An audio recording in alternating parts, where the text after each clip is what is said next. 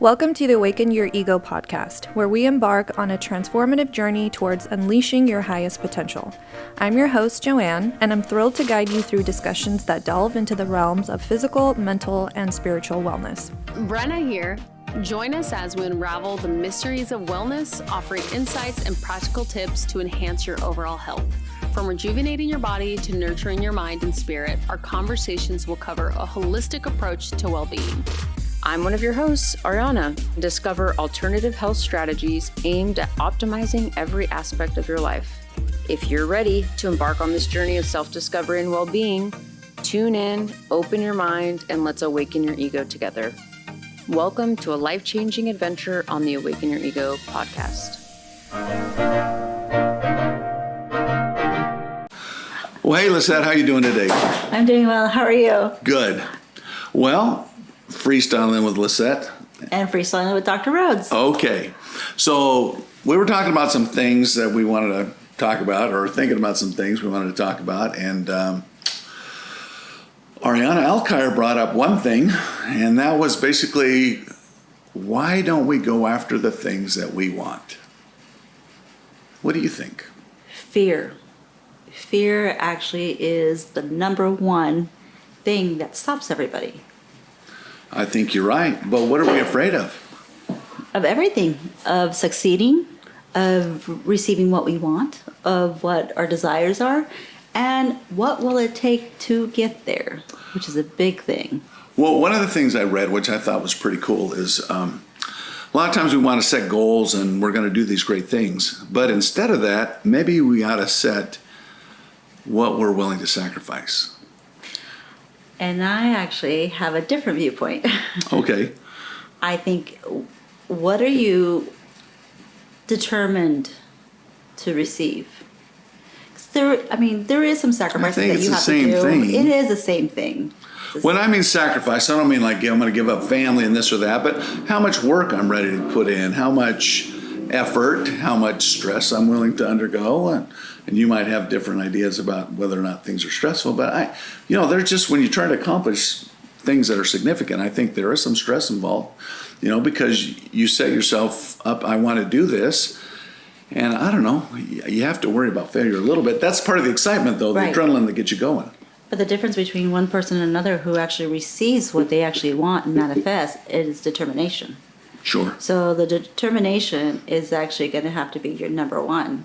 Mm-hmm. And number two is knowing that you can believe in your tools and who you are to receive those things.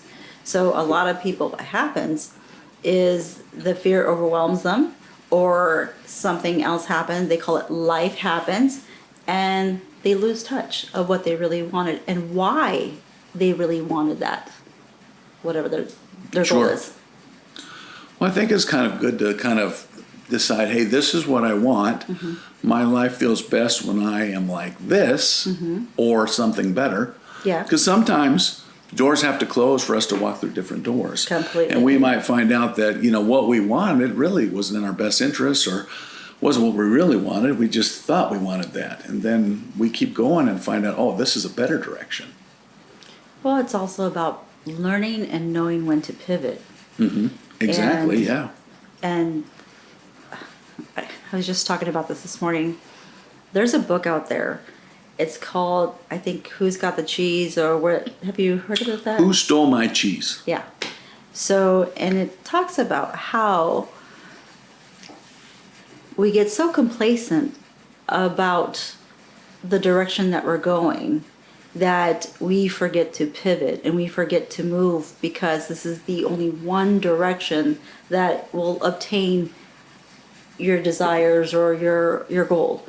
And so with the book, it does say that when you have the agility, mental agility, and be able to adapt with changes and flow with it, then you're actually able to pivot and follow that path or that direction for you to receive the goal that you're looking for. But it's when we block ourselves and say, okay, this is the only way, then we start losing. So in that book, I don't know if you remember it very well, I do. but there are these two mice that are hanging out in this maze, There was actually a total of 4. Well, there are 4. Well, I remember that being. Well, there's 2 different Yes. things. So like these 2 they're eating all the cheese. And there's as much cheese as they want, and they're just having a good time. And all of a sudden, the cheese disappears. So one mice decides, I'm going to go look for more cheese, and the other mouse, or mice if there's 4 of them, Right. I don't remember exactly, but decides I'm just going to stay here and I'm going to wait till the cheese comes back. Right. Well, the cheese never comes back, and Correct. the guy starts starving to death. Yep. And the other one goes out and looks for more cheese, and eventually finds more cheese. And in fact, that cheese is better cheese. Yes. And it finally convinces the other guy to kind of go look. But the point being is, once he found that cheese, because he'd had that episode where there was no cheese, he decided, I'm not going to stop here. I'm not going to just settle for this. I'm going to look for even more cheese in different places. Right. So that there's security in kind of doing that. So he wasn't just stuck with one thing. And obviously, we can see how that parallels us when sometimes we're in a job that we find some comfort in, but or a lifestyle or a relationship or anything where we just we might be comfortable or not being happy. Like in a relationship you're not even happy with, but you decide, I'm not going to change anything because I'm okay. But it's also the mindset. Sure. If you're viewing it the same, then you're going to get the same results. Bottom line. So it's when you decide, okay, I need to start thinking differently, so then therefore I can act differently, and then move about, like I said, if it's whatever, a job or just anything in life, then you're able to pivot and move and decide, okay, I'm sick and tired of being here and not receiving what I want. Yeah. So let me find a new pathway. Let me find a different way to so-called find the cheese, the goal. Oh, so then let's talk about this. I think it's pretty easy to understand and apply that to, say, jobs and things like that. Yeah. Well, what about relationships? I think it's now relationships. Your number one relationship has to be with yourself. Okay. That's your number one. Everybody else is a mirror to you. So you are a mirror to me, and I'm a mirror to you. But if I'm not happy with myself, that's not an outside thing. That's an inside thing. That's mind and emotions meet that I'm not happy. So if you're my mirror and I'm not happy with myself, that means eventually I will not be happy with you. Well, So therefore, the relationship has to come with yourself. in the Bible, it talks about the 2 great commandments. There's love God and love your neighbor as yourself. So in a way, I take that to mean that's not only incumbent upon us to love our neighbor, but to love ourselves. I think God wants us to love ourselves. I agree. And so for us to be unhappy with ourselves, it really doesn't help anything.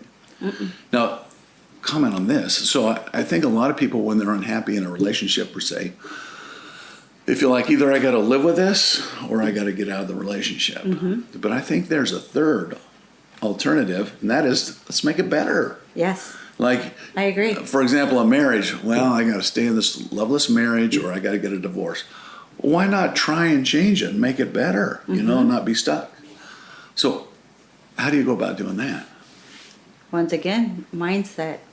It's if you keep looking, let's say, for example, this plant, and I'm looking at it this way, and I'm like, I'm not happy with this. I'm just not happy. I'm not happy. You know what? Let's just throw it away. I've looked at it too far much. But the fact is my viewpoint, and my viewpoint comes from my feelings. Maybe I didn't like succulents. I didn't like this plant. Maybe I like this part of it. So why don't I just pivot it and make it different for myself? It's the viewpoint. And sometimes we get so focused on the hurts and pains and the resentment that we don't have those conversations with your partner saying, hey, I don't like this. And instead of arguing, because sometimes we are taught that arguing is defending yourself or trying to find value in it or making yourself more valuable, that we really don't listen to the partner. So the kind of the rule of thumb of discussion is, let's say, I don't like this. So instead of you arguing and said, well, that's a great plant. I don't understand why you don't like it. This is beautiful. I bought it for you. I bought it for this. And that's what most people do. But a healthier way would be, okay, let me know why. What is it about the plant that you don't care for? And let's have that discussion. I want to hear what you have to say about that. And maybe what can I do, or what can we do as a group to help solve and fix this? And you're correct. Most people want to either throw it away, or you said, Just live with it. or live with it. And there's that third option. But either way, you're not happy. I mean, maybe you're happier if you throw it away. You figure that. But then I think if you go in that same mindset, you're not going to be happy with your next relationship. I completely agree. A friend of mine told me this little story. It was kind of like, so this guy's new in town, and he goes to this farmer that's working out in the yard, and he says, hey, I'm new in town. What are people like around here? And he goes, what were they like where you lived before? Mm-hmm. He goes, oh, they were mean. They talked behind your back. They were horrible, blah, blah, blah. And the farmer says, well, I think you're going to find people around here pretty much the same way. Mm-hmm. Then a second guy comes in and says, hey, I'm new around here. What are people like around here?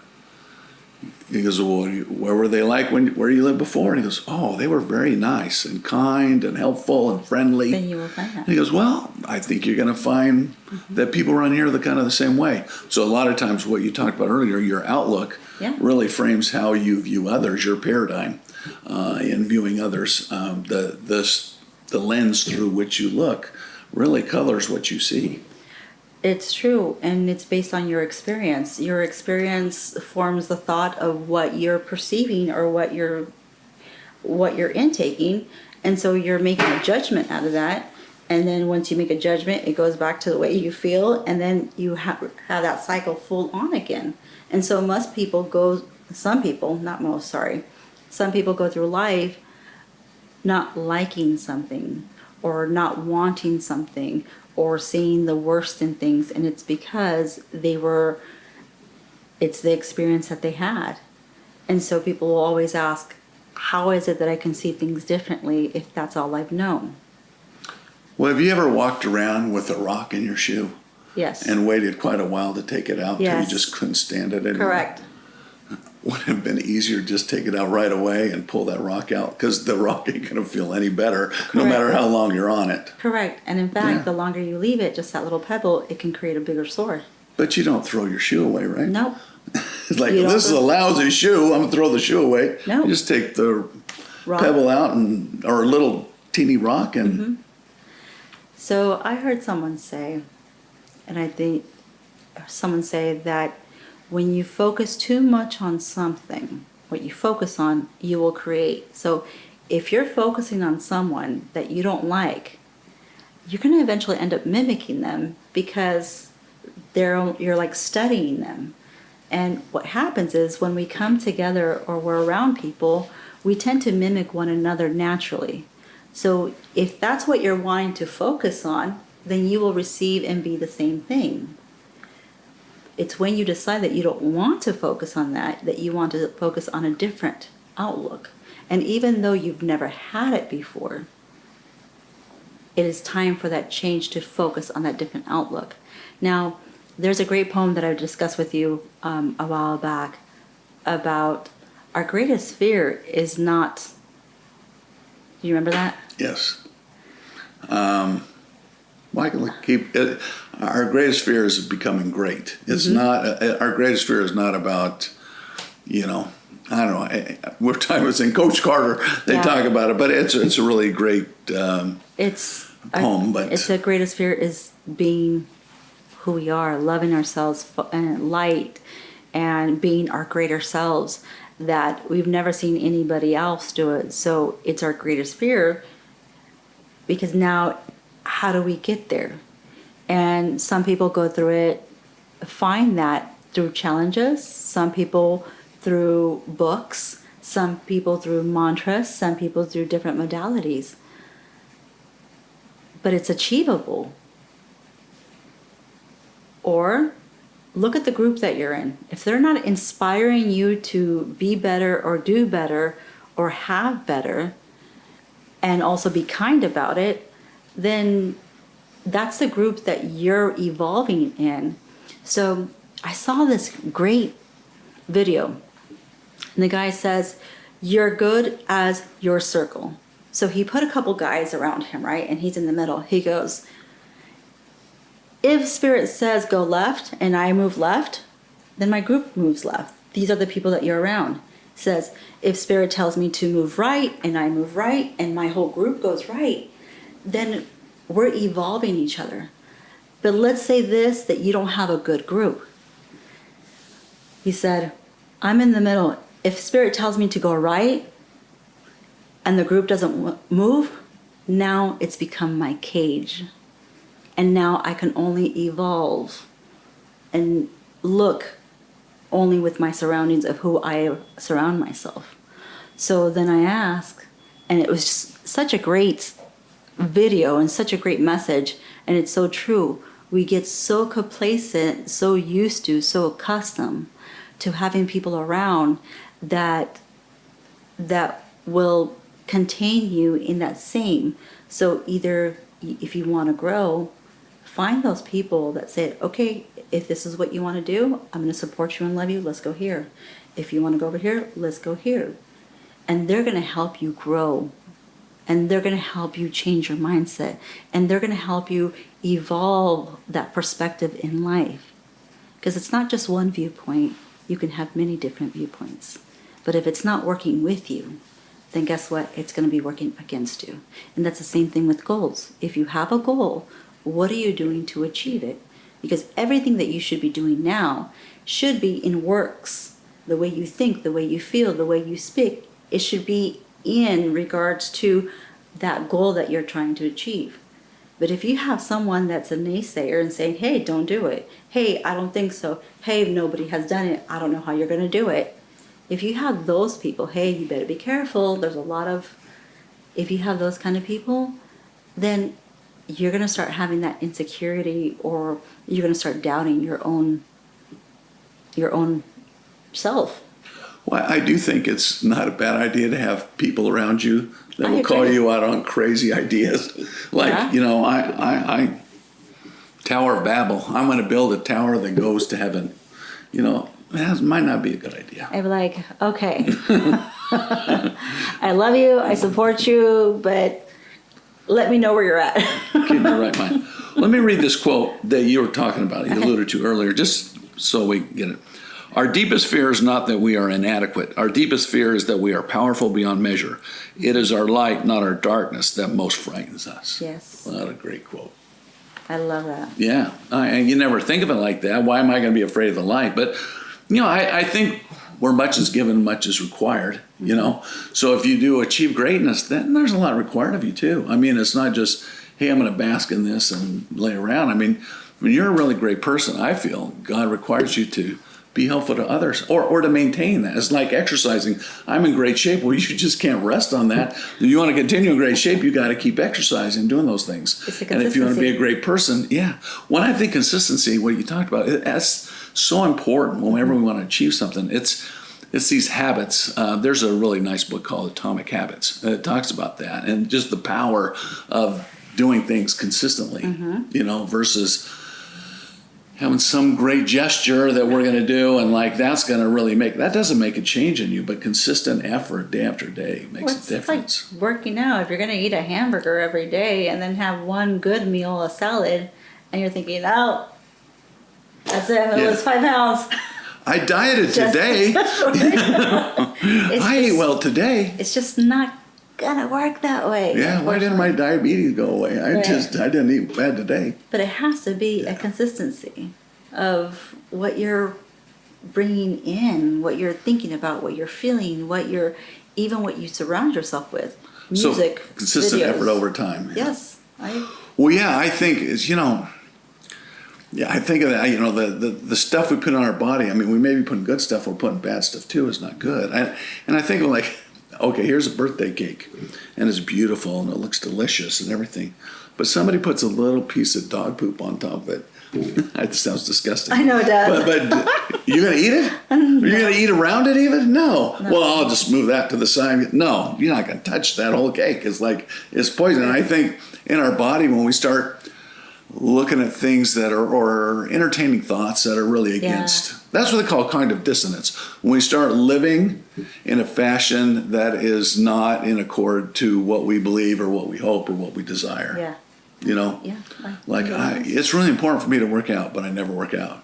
It's really important for me to eat well, but I don't eat well. It's really important for me to feel this way, but really, I don't do any good things for anybody. And there's some words that we use that are consistent with us not working out. It's almost like a falseness. Yeah. And so a lot of people use, I need to work out. A need is an empty word in regards to that phrase, because you're not saying I will work out or I have a plan. You're saying I need, like someday I need to work out. Like I know that's going on someday. Like this is going on, but I see that I need an appointment. I need this. So it's not it's a want. A need is a want. And so it's not a word that's taking action either. So you'll never take action because you're not even using that proper word. Well, that kind of reminds me of this quote was that I used to be just a crastinator, but now I've become a pro at it. So a procrastinator. But there's a movie with Tom Cruise and Cameron Diaz, and I can't remember the name of the movie. But I remember one quote from it. It's a really good quote. And Tom Cruise is saying during the movie, someday I'm going to travel, I'm going to go down to the Cape, down South America or whatever. And all of a sudden she takes him, he's in a car, he was unconscious for a while. He goes, what's going on? And she looks at him and says, today is someday. Yeah. I had that written down on my computer forever, but now I took it away. But you think about today is someday, that someday I'm going to do something, well, today's that day. Mm-hmm. Let's do it.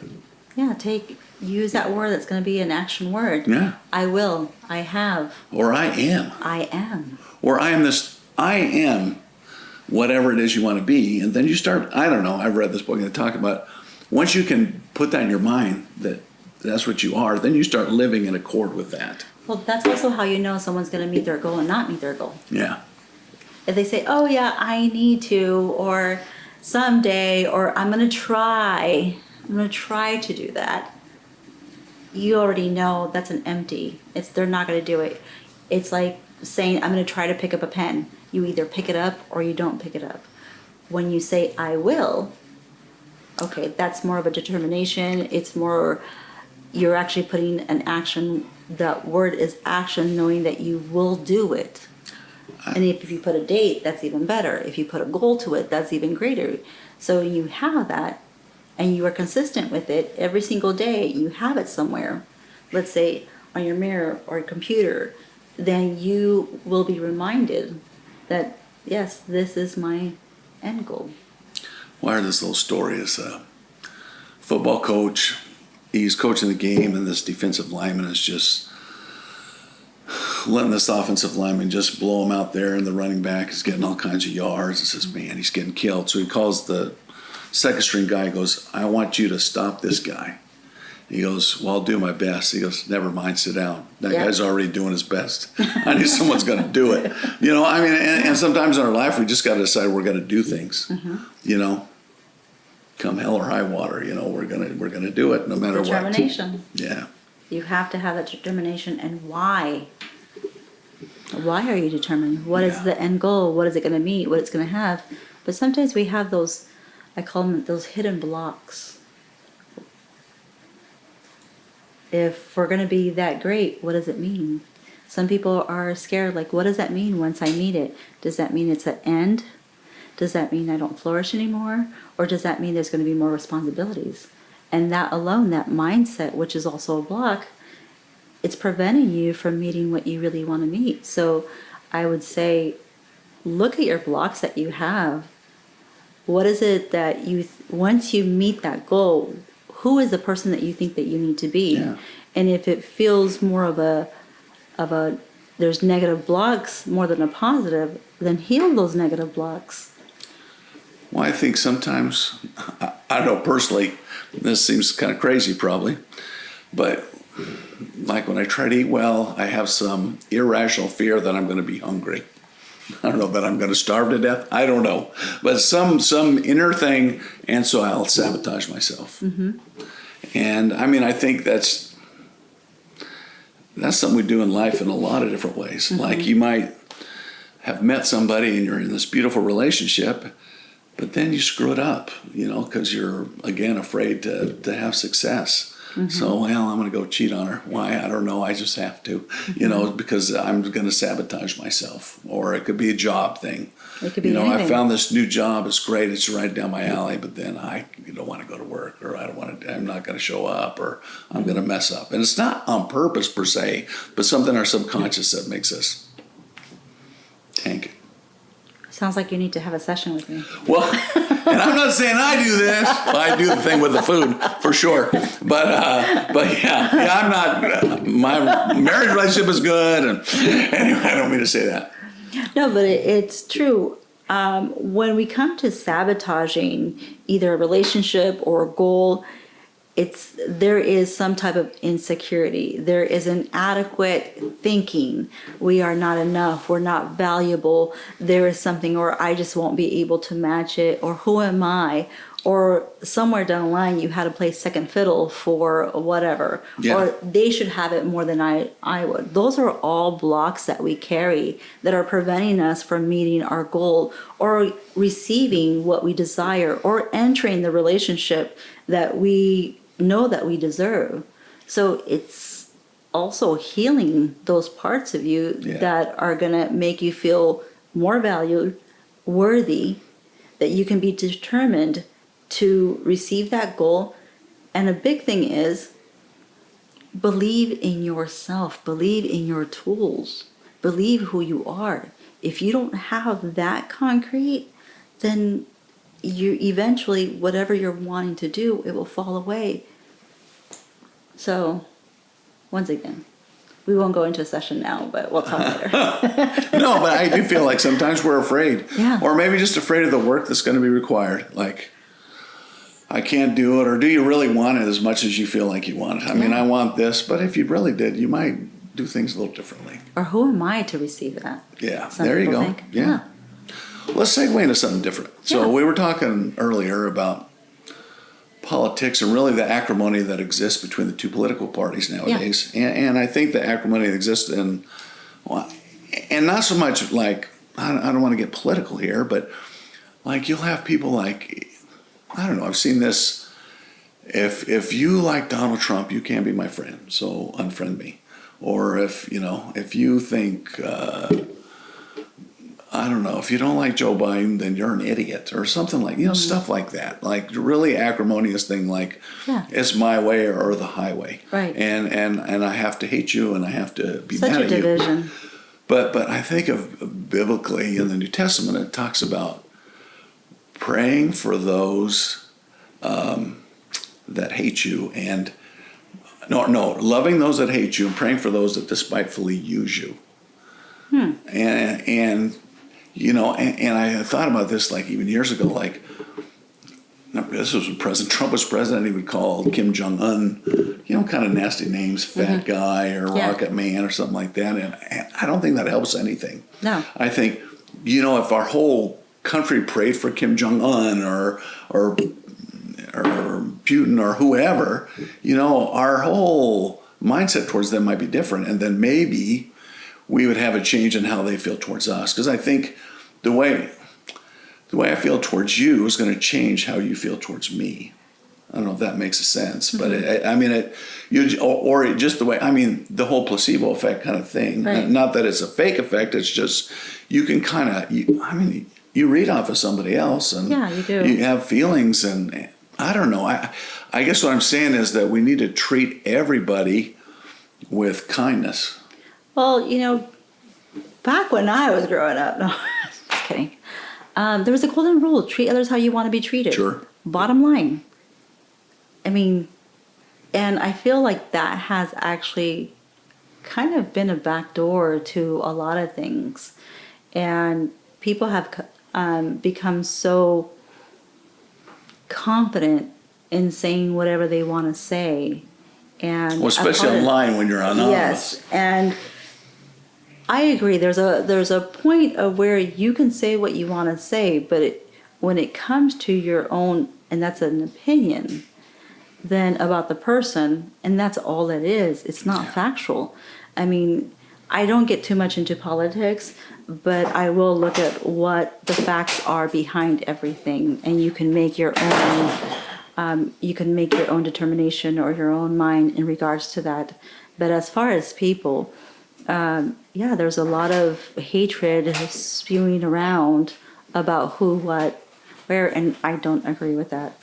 That's never helped anyone. Well, and you talk about the golden rule a little bit, and it doesn't say treat others as they treat you. Mm-hmm. It says treat those how you would like to be treated, mm-hmm. which I think is quite different oftentimes. Mm-hmm. And so, I don't know, I just feel like it's really important. And if we can build love and kindness and relationships, we can disagree. I don't think everybody should. In fact, what a boring world it would be if everybody felt exactly the same way. You can agree to disagree. Unless they felt like I did. But no, and the reality is, I mean, I love having conversation with people with differing opinions, because mm-hmm. that's the only way we're going to learn. Yeah. If everybody's a carbon copy of each other, then we don't learn anything. Correct. But being kind, I think, is important. This quote I was talking to my wife about, I thought it's pretty good, is that holding a grudge is like punishing yourself because somebody did something bad to you. Yeah. Like you're punishing yourself for somebody's bad action. So having these ill feelings it's like towards you're drinking others, the poison and you're trying to trying to kill them. Yeah. You're drinking poison and trying to kill, like I'm going to drink poison trying to kill you. That's not going to work. No. It's going to hurt me. Yes. When you do that, all you're going to do is harbor your own angers and feelings, and that's going to manifest into something deeper. That's going to manifest into an illness. So if you cannot, once again, it's about self. There is something, let me go back. I was talking to a waitress at the airport in Portland, and she was saying, people have become so entitled, and they're so mean, and they're ugly, and I just don't understand it. And in regards to that, I just had to tell her, a lot of people are doing that because they're fearful. They're in fear. And same thing with the country. They're in fear of where it may be, and they're in fear. So what fear does is try to control. And some of those people that are in these fearful moments are the matriarchs of the family. And so they've normalized that this is okay to do. And it's not okay to do, but it's fear-based, going to control, to try to control something, and it turns out to being spewing. So when reality is them not really being angry, it's they're scared of where this country may go. They're scared of where their family may go. They're scared of what that's going to represent. So the only tool that they have is spewing and being hurtful. And it's also a disconnection, because let's put the tables around. If they were okay to spew something and so hateful and so hurtful, but yet when someone does that to them, they don't like it. So and it goes back to that. You're spewing something that if it turns back to you, you won't like it. So once again, it's a fear-based. One of my favorite movies is Rumor of the Titans. Have you ever seen that? I've seen that. Okay. Yeah, I'm getting emotional. I don't know why. But just the thought of it. So Gary Richard gets in this horrible accident. He's got a spinal cord injury. And his friend Julius, who was black, and this was the integration of these two schools, and to become one team. And they become very close friends. Yeah. And he goes, Julius, I was afraid of you. Yeah. And here you are, my brother, and I think of that, like, we're afraid of each other, but we're brothers and sisters, we're children of God, and why are we afraid? Why are we afraid of others? And, I think we could get by all the political nonsense, but we're not going to get by this hate, this anger that exists. We got to quench that now, or we're going to be doomed as a country. I think it's going to lead to war and all these horrible things. I mean, I think it's really important that we're kind and loving to everybody. Because it goes back to fear, the preservation of themselves, survival mode. Yeah. And so that's pretty much what it's based. And yeah, I love that movie. And that's pretty much it. But who is the one that taught him to be fearful, which turns to hate? Well, society, I think at that time, it was just these, oh gosh, I mean, these black people are going to do this to you. Well, these white people are going to, they've been treating us badly forever, and it's going to continue on and on. And I think some of it is based in truth, and maybe even on both sides. But the reality is, it's not going to change unless you change your mindset. There's going to be people with bad intentions. Yeah. But there's going to be people with good intentions. And who you are is going to determine which path you're going to take. And so if someone with bad intention comes up, thank you, but no thank you. You don't need to entertain that. You don't need to partake in that. Yeah. You don't need to do that if you don't want to. But it's also understanding that you can also be kind and give out a good intention and plant a seed for somebody else, because that's what we do. Talking about it, when again, planting that seed of goodness, planting that seed of good intentions. You just never know what the person is going through, and you don't know what they're feeling. Well, I do feel like the overwhelming number of people are good people. Mm-hmm. They're kind, they're loving, they have families, they love each other. There's only not that many super evil people that are running around. Mm-hmm. However, we choose to lump everybody into this bad, whether it be by race or political party or culture, ethnicity, whatever it might be that we decide we want to do that in. It's just a real mistake. We miss out on so much. We miss out on the person who's actually good. Like, for example, positive intentions. Got some Filipino friends. So I go over one of their houses, and they are a lousy cook. And I eat their food, and I say, gosh, this stuff's disgusting. I hate Filipino food. Well, you may not hate Filipino food. You might just hate that person's Filipino food, because I've had lots of Filipino food, and it's very delicious. Mm-hmm. Or whatever. It's just an example. But we meet one Chinese person, and they're not very nice, and then we say all Chinese people are like that. It's just really stupid, Mm-hmm. It's just kind of, I'm using stupid, probably not a good word, but the S word, when my kids were growing up, one of the teachers used stupid, and my kids goes, you used the S word? What? I didn't cuss. and they were telling my wife that. My wife says, it's not the word you're thinking of. You probably said stupid in class and got upset. But no, I guess the point being is, I don't know. I think what we talked about earlier, that lens that we look at the world at, it's got to be different. It's have to be. Yeah. And we'll be happier. Mm-hmm. If you don't look at everybody that comes up to you with, and I'm not saying you don't have common sense. Yeah. If it's the middle of the night and some shady looking guy is approaching you at the mall parking lot and it's really dark outside, there's nothing wrong with, getting out of your way or being, getting in the car real fast or something like that. I don't think so. But I think when we interact with people. Yeah, I agree again. It's about the interaction. But yeah, if it's in the middle of the night and someone's coming up to you hooded and everything else, and you get that weird feeling, hey, you're going to have to be safe overall. Yeah. But as far as all this division, I think it's pretty sad. So what can we do to change it? What can you do to change it? What can I do to change it? One person as at individuals? A time. One person at a time. I think so too. I think all we can do is all we can do personally, and then, I don't know, that whole butterfly effect we talked at our last one is going to help change the world a little bit, but just what little bit we do will help.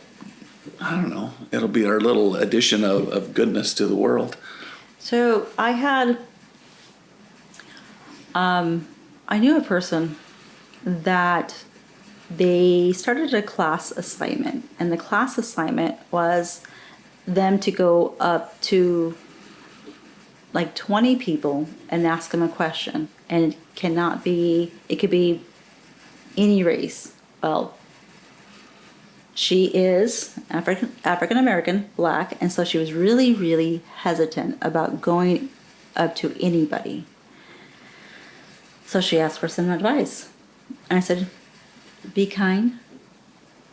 I said, and just allow yourself to shine. Just you. I said, you are able to build those bridges with anybody. But if you go in it thinking that someone's not going to like you, they're not going to like you. But if you go in thinking, okay, I'm going to be open and people are going to like me. Some people won't, but some people will. And her experience through this assignment, she had people talking to her. She had all walks of life. She even went up to this guy. She said he was all tattooed up. He had a beard. He was a biker, an old school biker, and she was hesitant. She's like, you know what? I'm just going to muster up. And she went up to him, and he was so kind. And he even offered her to buy her a Starbucks drink. And when she came back, she said that experience was so opening to her that she didn't realize that it was because of her attitude had changed towards the person. Mm-hmm. They changed towards her. Because before, she had been receiving the dirty looks or the comments or whatever. And it was when she gave herself that chance, she built bridges and opened that up. When this 7 Habits of Highly Effective People by Stephen R. Covey, he talks about experience he had on the subway, or might have been a bus. I think it's subway. Anyway, he's in there and he looks over and there's this guy and he's got his head in his hands and his kids are running around like crazy people, just making a lot of noise and doing all this stuff. He looks over and he goes, "Excuse me, sir, can't you get your kids to behave?" And he pulls his head up and he goes, "I'm sorry, what'd you say?" He goes, "Can't you get your kids to behave?" He said, "I'm sorry, their mother just died and I'm really sad." Aww. And they don't know how to act right now. What happened to his paradigm? Big shift. Yes. Big shift also. Instead of thinking, what a jerk guy, he's like, oh, this poor man. Mm-hmm. We don't know what's going on in the lives of other people. Exactly. I mean, there could be like, who knows how people have suffered throughout their life and where we would be if we had suffered the same stuff. I mean, would we do as well as them, It changes. Yeah. It really does change. Whatever experience you go through, it changes you. Yeah. And we might not, in the time of sorrow, sometimes we become so overwhelmed by that we don't even notice how we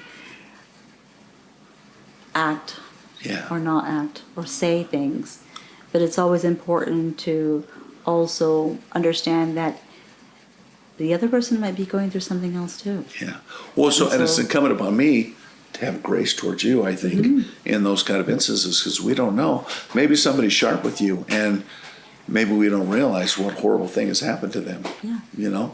Their mom or dad just died, or something bad had happened, and that's why they're upset or a little on edge. We just assume that they're jerks, and it's like, it's not that at all.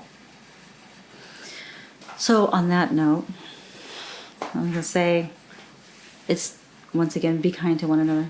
Just be kind. It doesn't matter your political view or even the color of your skin. If you can just be nice, plant that seed. Yeah. Because one day it'll come back to you.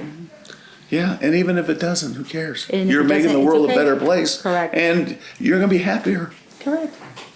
Yeah. Great talking to you, Liset. Likewise. All right. Do it again. Okay. Bye. Bye. Thank you for joining us on another enlightening episode of the Awaken Your Ego podcast.